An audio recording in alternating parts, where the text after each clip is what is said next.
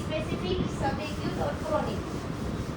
Specific यानी कि localised है ये, तो इसमें इसको एक्यूट भी बोल सकते हैं हम, इसको एक्यूट भी बोल सकते हैं, जिसमें लोकलाइज्ड है, फोटो सेंसिटिविटी एरिया में प्रेजेंट होते हैं और नॉन स्कारिंग होते हैं। फिर सब एक्यूट इसके बाद आएगा, उसमें एन्यूलर और सोरियाटिक ऐसे दो टाइप है, ये आपको याद रखना है। फिर ये बायलेटरल सिमेट्रिकल होते हैं, फोटो सेंसिटिविटी एरिया उसमें प्रेजेंट होते हैं और इसका प्रोग्नोसिस कम होता है। और फिर क्रोनिक यानी कि एक्यूट वाले हमको क्रोनिक, अगर इनको हमने ठीक नहीं किया ट्रीट तो क्रोनिक हो गए, तो इसमें स्कारिंग रेस होते हैं, केराटिन स्केलिंग हो सकती है और प्री मेलिग्नेंट लीजन हो सकते हैं। और ये डेंजरस होता है क्योंकि इसके बाद स्क्वेमस सेल कार्सिनोमा का जो है डिसीज हो सकता है।